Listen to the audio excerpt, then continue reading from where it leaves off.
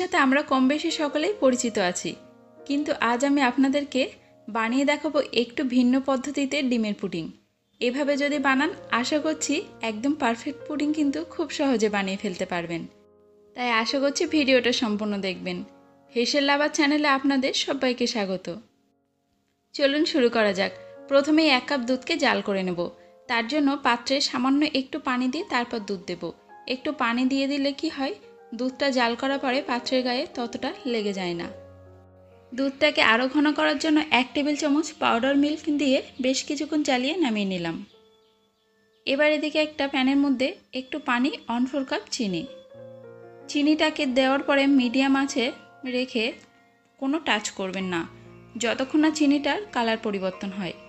যখন দেখবেন এরকম ব্রাউন হয়ে এসেছে একটু নাড়াচাড়া করবেন, তারপর বেশ এরকম ব্রাউন হয়ে এলে নামিয়ে নেবেন। এই সময় কিন্তু খুব বেশি জ্বালাবেন না, তাহলে পুড়ে গিয়ে তিতো হয়ে যাবে। আমি পুডিংটাকে সেট করার জন্য এরকম একটা স্টিলের টিফিন বক্স নিয়েছি, আপনারা যে কোনো মোল নিয়ে নিতে পারেন। চিনির ক্যারামেলটা কিন্তু একদম গরম অবস্থায় এই পাত্রে দিয়ে দিতে হবে, তা না হলে ঠান্ডা হয়ে গেলে কিন্তু সেট হবে না ভালোভাবে। গরম গরম এইভাবে ঘুরিয়ে তলাটা ভালোভাবে এই ক্যারামেলটাকে সেট করে নিতে হবে।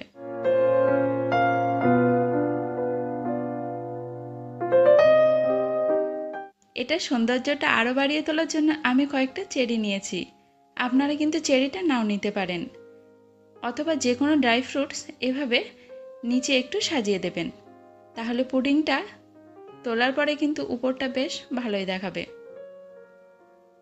এদিকে 2টো স্লাইস পাউরুটি নিয়েছি। পাউরুটির সাইডের ব্রাউন অংশটা আমি কেটে বাদ দিচ্ছি, তবে আপনারা চাইলে কিন্তু এই অংশটা নিয়েও নিতে পারেন।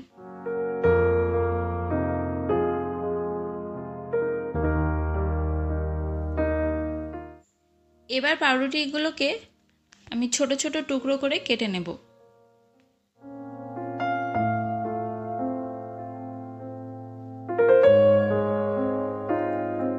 পাউরুটির টুকরোগুলোকে একটা বড় বাটির মধ্যে নিয়ে নিলাম। এদিকে আরেকটা পাত্রে একটা ডিম ফেটিয়ে নিলাম।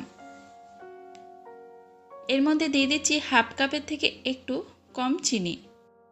যে পরিমাণে আমি পুডিংটা বানাচ্ছি তাতে করে এই মিষ্টিটা মোটামুটি ঠিকঠাক হবে, তবে কম বেশি আপনারা একটু বাড়িয়ে কমিয়ে নিতে পারেন। চিনির সাথে ডিমটাকে খুব ভালোভাবে ফেটিয়ে নিতে হবে। তারপর এর মধ্যে 1/2 চা চামচ ভ্যানিলা এসেন্স দিলাম। যদি ভ্যানিলা এসেন্স না থাকে সেক্ষেত্রে এলাচের গুঁড়োটা ব্যবহার করতে পারেন। আবারও ভালোভাবে মিশিয়ে নেব। যে দুধটাকে জাল করে রেখেছিলাম সেই দুধটা ডিমের মিশ্রণের মধ্যে দিয়ে আবারও ভালোভাবে গুলে নিতে হবে। দুধটা যখন ডিমের মধ্যে দেবেন খুব বেশি গরম দুধ যেন না হয়, হালকা উষ্ণ গরম দুধ অবস্থায় দুধটাকে দিয়ে দেবেন।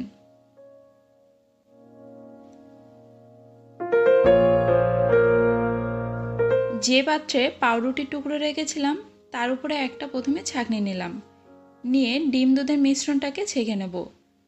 এটা অবশ্যই ছেঁকে নেবেন, তার কারণ ডিমটা যতই ভালোভাবে ফেটানো হোক না কেন একটু আস্তে আস্তে কিছু থেকে যায়, তার জন্য ছেঁকে নেবেন, তাহলে মিশ্রণটা খুব ভালো হবে। যে পাত্রে ক্যারামেলটাকে সেট করেছিলাম সেই পাত্রের মধ্যে পাউরুটি আর দুধের মিশ্রণটা দিয়ে দেব। এভাবে একটা চামচের সাহায্যে ভালোভাবে সমান করে দেবেন। যেহেতু আমি এখানে টিফিন বক্স ব্যবহার করেছি তাই এর ঢাকনাটাকে লাগিয়ে দিলাম। যদি আপনারা কোনো মোল নেন সেক্ষেত্রে অ্যালুমিনিয়াম ফয়েল দিয়েও কিন্তু মুখটাকে মুড়ে দিতে পারেন। এদিকে একটা কড়াইতে পানি দিলাম আর একটা স্ট্যান্ড দিলাম। টিফিন বক্সটা বসিয়ে দিলাম, তারপর ঢাকা দিয়ে দেব। ঢাকা দিয়ে মিডিয়াম টু লো আছে মোটামুটি 25 থেকে 30 মিনিট জাল করবেন। এটা ভাপানোর ক্ষেত্রে কিন্তু অবশ্যই পানির ভাপটাই ব্যবহার করবেন। মোটামুটি 25 থেকে 30 মিনিট পরে আমি এটা খুলে চেক করলাম, একদম ঠিকঠাকভাবে তৈরি হয়ে গিয়েছে আমার আজকের পুডিং। নামিয়ে নেব।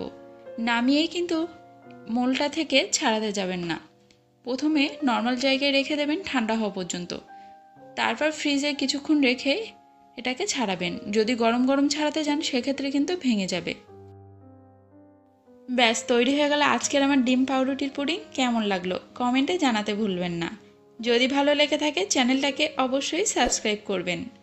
কিসের রেসিপি আপনারা দেখতে চান আমাকে কমেন্টে জানিয়ে দেবেন।